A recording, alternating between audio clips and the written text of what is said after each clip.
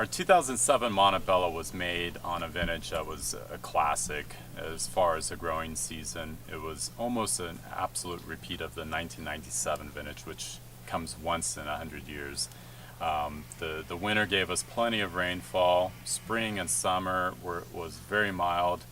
Temperatures were not too hot. The vines were not under any kind of stress.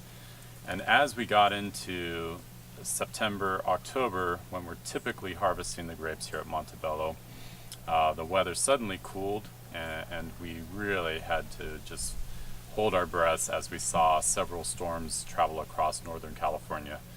Fortunately, summer returned. We had a burst of heat in the last week of October, and that's what finally gave the vines that energy to ripen the crop. We picked most everything by the end of the second week of November. And in fermenting with the natural yeast, incredible color was extracting from the skins. These balanced and very elegant tannins were extracting from the seeds. And we were able to press off after 2 weeks. And barreling down all the lots, we tasted through finally in the winter months and selected 41% of the very intense parcels from Monte Bello estate, and put together this blend, which includes all the 4 grapes that we grow here, mainly Cabernet Sauvignon, followed by Merlot as the second varietal, and then Petit Verdot was added. It was a great vintage for Petit Verdot. It provided some deep color and some violets and licorice components for the nose. The Cabernet Franc also successfully ripened, and that brought in some great complex flavors, as well as some balanced tannins. So we're very pleased with this year's blend.